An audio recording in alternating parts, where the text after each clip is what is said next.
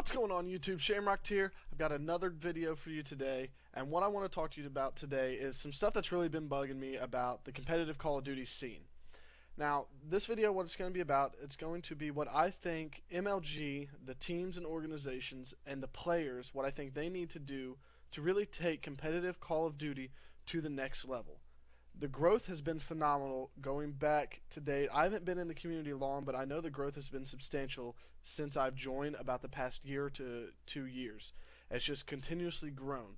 The issue that I see approaching is that the plateau. It has reached this really high peak, and there's so many variables that are allowing that to change. And we are not responsible for those. The players has nothing to do with that solely. The teams don't have anything to do with that solely, and MLG isn't solely responsible for these outcomes. It has little things here and there, and when all of these things go bad, one thing here, one thing here, one thing here, it causes a massive drop in the things that we're trying to accomplish as a whole. So first things first, what I think needs to do, that I think needs to happen, is MLG needs a Call of Duty governing body.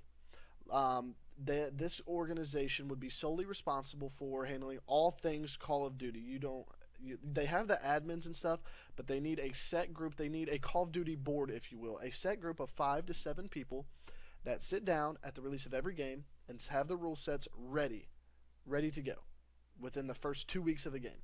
That way there's none of these, what rules are we playing, this, that, the other thing.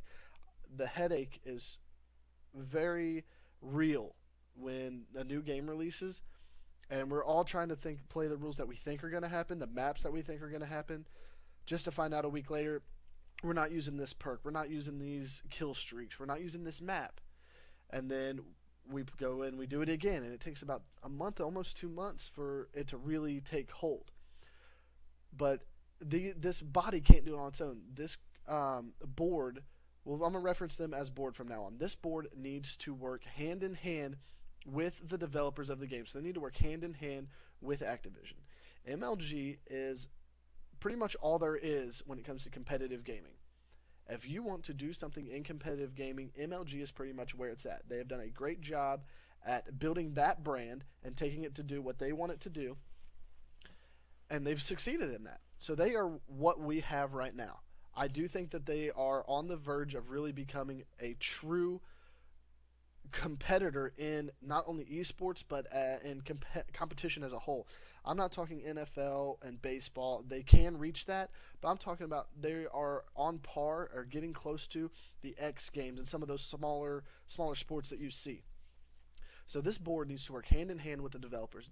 They need to talk to Activision and say, look, this is what we have found that works for us. You have your game that is developed for public matches. That's what their game is for. Activision's here to make money. That's why people are in this business. And they have that. But we have also proven over the past couple years that we are a large group or a large percentage of that group that purchased their game solely for competitive play.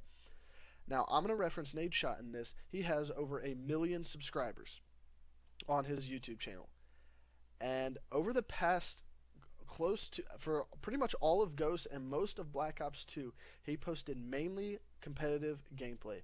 That means there are over 1 million people that watch him for competitive gameplay. Now let's turn that into some numbers. So let's just make it an even 1 million. You purchase the game for $60. That means just the people that watch him just for competitive gameplay and buy the game for competitive gameplay, that is roughly $60 million. That's a lot of money. And that doesn't count all the other public matches. There's roughly 5 million or 6 million in sales that they get. They're making money hand and fist, but they also need to realize that they are ignoring a large chunk of the people that buy their games. So MLG needs to talk to these people and say, look, theoretically, let's say this happens prior to Ghost. They need to talk to them and say, look, for Ghost, we have to have your maps. You need to have a certain number of maps, let's say 5 maps that are dedicated, that are playable for Hardpoint, CTF, and S&D. If you want your game to be featured on our circuit, you have to have those 3 game modes, and those game modes have to be playable on your maps competitively. Period. If not, MLG must find another game for that circuit, and they have to plan ahead of time. These talks can't happen the week before release. They have to happen months, even a year before release. So us as players and as teams know what role and where we need to take our teams and our players to get them ready for the next circuit, for the next year. So next up, the organizations, the Optics, the Envies, the Curse, the Complexity. These organizations need to partner with this governing body.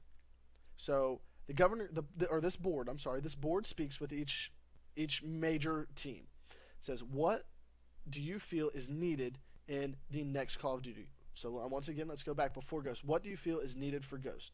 Almost everyone would say we have to have hardpoint. We have to have maps that play this way. We have to have these perks, these attachments, these kill streaks, and basically kind of build how it's going to play out. And again, that needs to happen months before the game is released. So these organizations partner with this board, and this board, they're contracted together. Optic says our teams will play your circuit, and this will allow everything to work much more fluently. Now, this board also has to develop a true season. MLG has come close with this Winter Invitational. However, the issue is that it is still online. Until there is a game with dedicated servers, there has to be a way to make a more fair gameplay. You can't tell who the best player is in a game that is so connection-based when a host plays such a vital role in the game. It is not fair. Let's take a prime example. Let's take Optic and Curse. Optic has Nadeshot, who's in Chicago. When Big Time, let's say when the Optic house was intact, when they had Scump at the house, Nadeshot, let's to put JCap and Ricky. Let's say when it was those four versus Curse.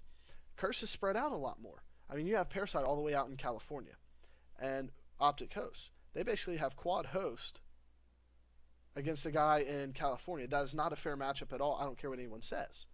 So that is a major issue in there. It's not a level playing field.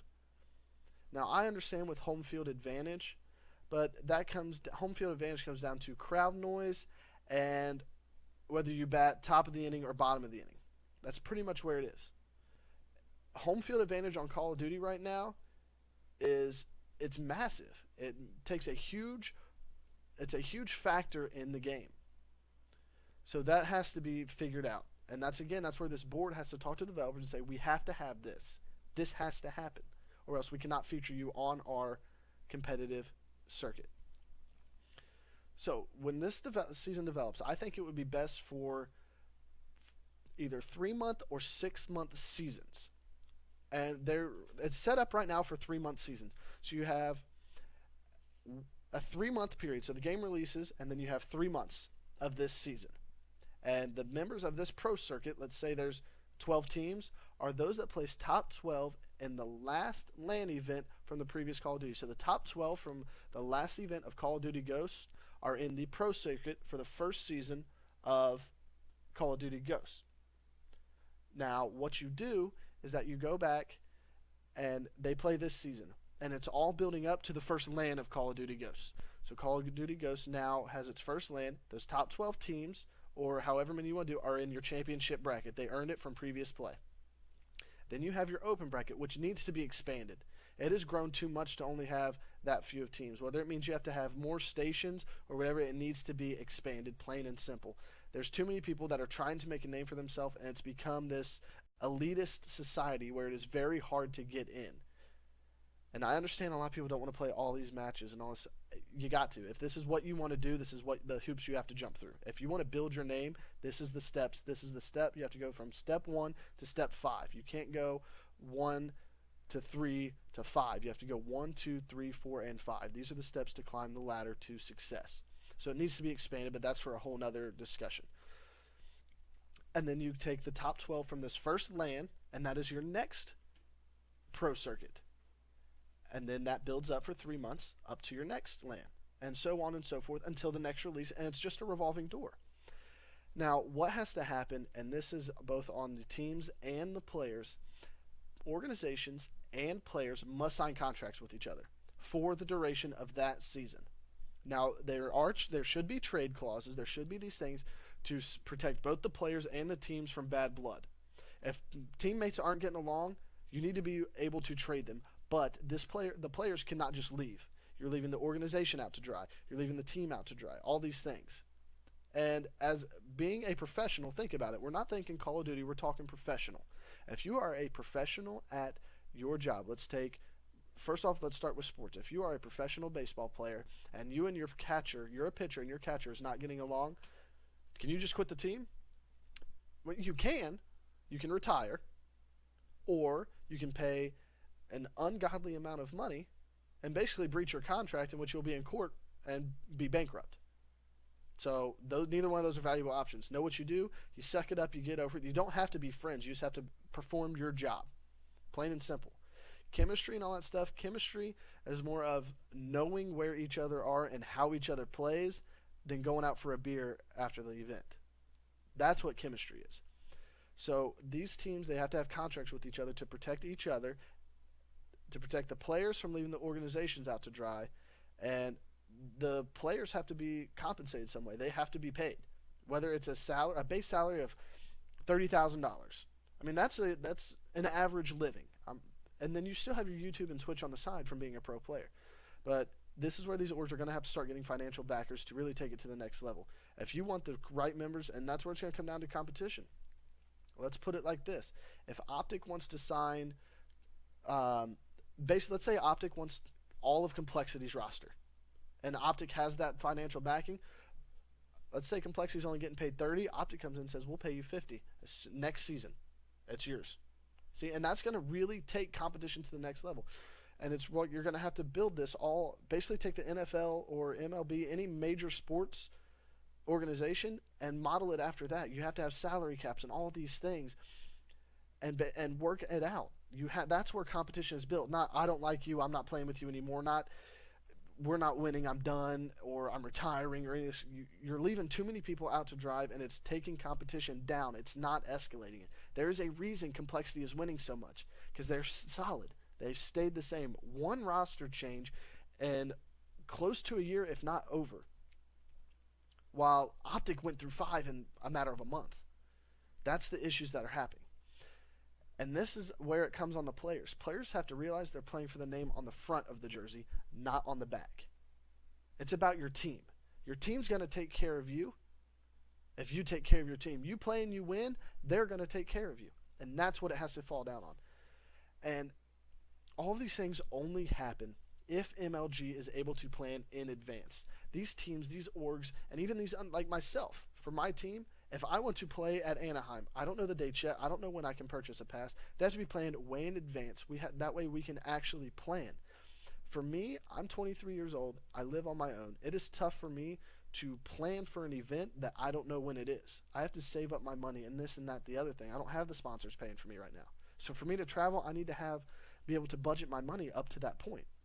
It's very difficult. MLG, I don't know the inner workings of it, but I feel like there would be an easier way to get the information out earlier. But if not, then so be it, but there needs to be a better way of planning that. Now, if we can get all these things, if we can get the players, MLG, and the organizations all working hand in hand on this, I truly feel the potential in competitive Call of Duty. The sky's the limit with it. The problem is that we're still taking it as a bunch of video gamers and kids that play games and do it for fun. And if we win, we win. If we make money, we make money, whatever. Right now, it's all about winning and just beating our chest. If we want this to go to where it can go, we have to take ourselves in a professional manner. The players, announcing stuff on Twitter, come on. You stream to, let's take Nadeshot for example. You stream to 20 to 25,000 people every time you stream.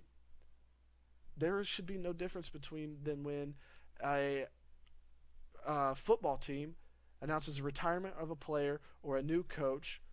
It's a press conference. You turn on your stream, and let's say take Nadeshot again for example. Heck's sitting right next to him and say, guys, we have an announcement. It's going to be a real short stream for right now. We might be back on later, but right now these are the things that we need to talk about. If you guys have any questions, we'll open it up for 10 minutes of questions and tweets. Use this hashtag. They sit there on the phone. They'll go through, answer the questions. Press conference over. Not announcing stuff on Twitter. That makes you look bad. You're not going to have any serious big businesses wanting to throw money your way when your main means of communication is Twitter. I know there's emails and Skype calls in the background, but this is what organizations want to see. They want to see you have that press conference with their logo sitting in the background. That's where the money is, guys, and that's what we have to work at getting together. As a community, we have to take this and really work to turn it into what it can be and not accept it for what it is. I truly believe in COD Esports, and I really want it to develop. And I really hope you guys will help me and do everything you can to really take it to that next level. Guys, I really appreciate your time. I know this is a long video, but this is something I really wanted to get off my chest. If you guys have any questions about any of my thoughts or any criticism about some of the things I said, I'm more than happy to discuss them. Feel free in the comments below to do that. My Twitter will be there. Feel free to tweet me. And I really want to see what you guys think about this. If you like the video, please hit that like button, subscribe. Still doing a giveaway at 250 subscribers, a 1-year Xbox Live membership. So make sure you hit that subscribe button. And guys, shame out.